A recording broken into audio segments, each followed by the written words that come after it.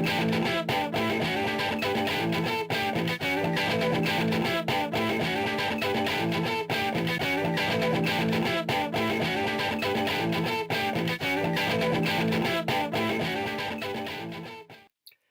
everyone, it's me Ben Maiden and I'm here for my in-depth spoiler discussion of Jigsaw, the 8th movie in the Saw franchise. So if you haven't seen my Jigsaw review yet, be sure to go check that out. But right now I'm here just to discuss all things Jigsaw, confine the spoilers to this video. So let's just jump straight into it. Firstly, the reveal of Logan, the coroner, being an apprentice. I predicted this very early on. I really liked the character of Eleanor. It was interesting that she was kind of following this Jigsaw Lives, movement online, and she had this morbid fascination in building her own traps. But the fact that they were pushing so heavily that she was the apprentice made me think, actually, it's going to be Logan instead. They work together, it's going to be the other one. When they started suggesting it could be Halloran, I was like, oh, okay, that would be a good little twist. And I kind of actually would have been happy, even though it was kind of early on to reveal it. I would have really been happy with Halloran as the apprentice. And then when we found out it was Logan, it's like, oh, right, okay, I was right all along. Now, the reveal of Logan as an apprentice obviously raises some questions. We found out that his game took place 10 years ago, and he says it was the first ever game. But I thought Cecil was the first game in Saw 4. And 10 years ago was when Jigsaw died in Saw 3. So was he just being vague and rounding the number when he said 10 years rather than saying 11, 12, 13 years ago? It doesn't make sense. Cecil was definitely the first trap because, it was John's revenge for Jill losing the baby. So are you then telling me that Jigsaw then played this new game in Jigsaw before he recruited Hoffman and before he tested Amanda? I'm so confused. Quite simply, I don't know where it fits into the timeline. I think maybe Logan thinks it was the first game and wasn't aware of Cecil. Maybe it was the first game that pit others against each other. Now, it being the first game does make sense about why we've seen some of the traps before. So we'll go into some discussion on the traps. The bucket head room obviously had parallels to the 5 become 1 trap, in Saw 5. The first one where they're being pulled in towards the saws. It's like, oh, we've seen this before. The silo filling with grain and having objects fall onto them. It reminded me both of the needle pit from Saw 2 and also the pig slurry silo in Saw 3. Now, the blender trap, finally seeing that realised, was awesome. But even having the motorbike involved kind of reminded me a bit of Saw 3D. So the traps definitely harkened back to other moments. Now, I did like, Ryan getting his leg chopped off because that douche deserved that. It was so good. But yeah, Logan being this apprentice, it raises questions, and some have even said, would he so willingly follow Jigsaw? But I guess that's just something you'd have to take with a pinch of salt. Certainly, I don't think it's Stockholm Syndrome like what we saw with Dr. Gordon. This is someone who kind of, they realise and understand each other on a deeper level. But then there comes questions of what has Logan been doing for the last 10 years? Has he been waiting for this moment, or these chain of events to happen is what triggered him to start his own game?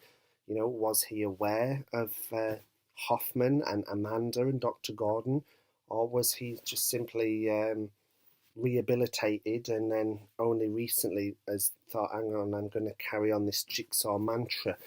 And part of me feels like, had they have gone the cult of Jigsaw route, which, to be honest, the promotional material was hinting at heavily, I think I would have rolled with that easier. I would find it easier to believe if it was just a copycat killer. Obviously, we wouldn't have got as much John Kramer in that. Now, when we first see Jigsaw on screen, it was a holy shit moment.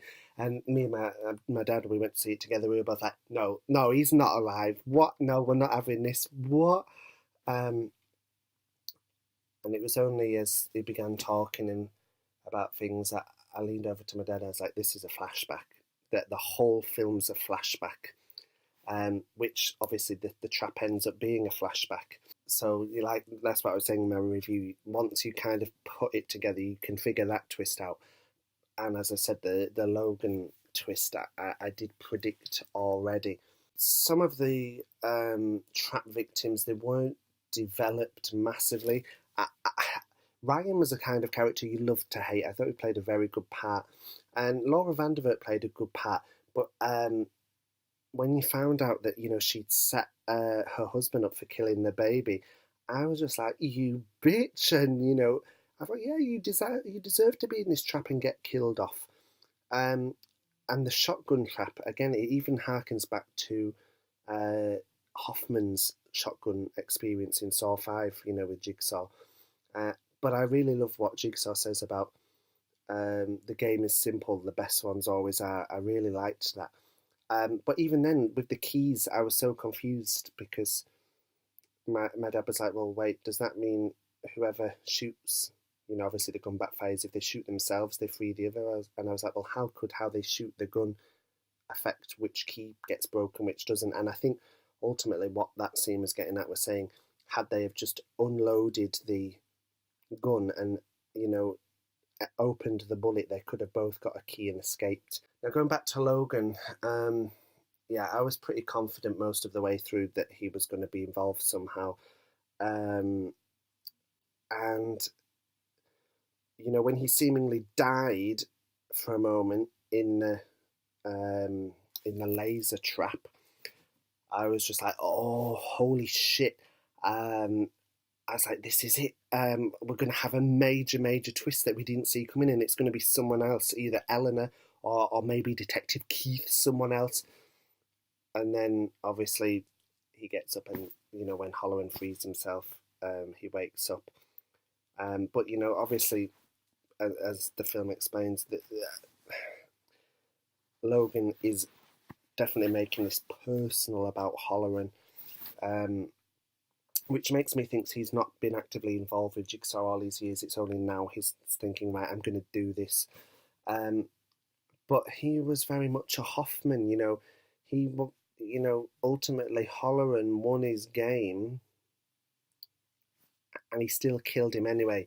But then again, Halloran did cheat by pressing, the other guy, by pressing Logan's button. Had he pressed his own, maybe Logan would have gone easier on him. I don't know. But so this, raises the question: if we see this franchise continue with Logan as the new Jigsaw, is he going to actually give people a chance, or is he just going to have this vendetta? I feel like it's going to be more of a Hoffman situation, and he will have a vendetta.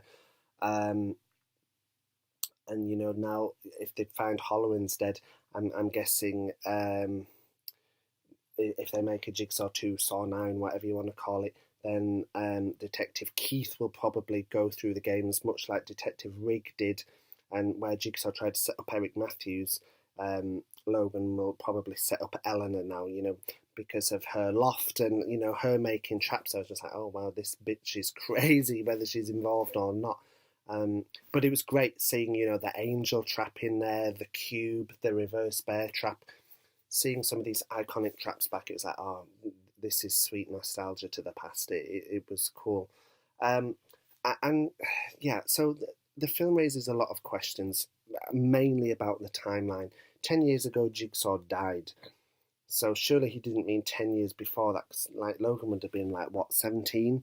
So all I can think of is that, he said 10 as a general number, and I'm guessing the main trap sequence of Jigsaw, that flashback game, would come after um, Cecil in the clinic. It's also after John's diagnosis as well. So this is where it gets complicated. Yeah, it would have to be after Cecil's game, but before Dr. Gordon says, "I'm very sorry, we've actually given you the wrong diagnosis. You have got an inoperable tumour." Um, and therefore, I guess by default, it has to be either at the same time or what I'm thinking before Jigsaw recruits Hoffman, because obviously we see Hoffman set up some of the games that we see in the first Saw film, like the barbed wire trap. But I'm fairly confident Logan hasn't been involved all along. I would have even been fine with it had Carrie Elwes turned up at the end, and Logan had been an apprentice to Dr. Gordon. I would have rolled with that, or as I said, a cult of Jigsaw. But having this new apprentice, it raises a lot of possible timeline questions, and also questions about motive and how Logan interacted with Jigsaw and what his knowledge of Jigsaw's plan was. Did he know about Hoffman and Gordon? I'm guessing that Jigsaw, rehabilitated him and he let him go, because I'm not being funny. If we think to Saw 5 and 6, obviously he gave Jill the box with the reverse bear trap to end Hoffman, and he had Dr. Gordon as a backup plan to end Hoffman should anything happen to Jill. And I think had Logan have been involved with Jigsaw more extensively, then that wouldn't have made sense if he had yet another apprentice. And something else that annoyed me is that when Logan slams the door shut at the end, we didn't get a game over. What is that about? That really just that annoyed me. Simple thing, but it annoyed me. Of course, hearing "Hello Zepp" again by Charlie Clouser was great, and seeing the laser thing chop Holloway's head apart and open up, it looked like the Demogorgon of Stranger Things.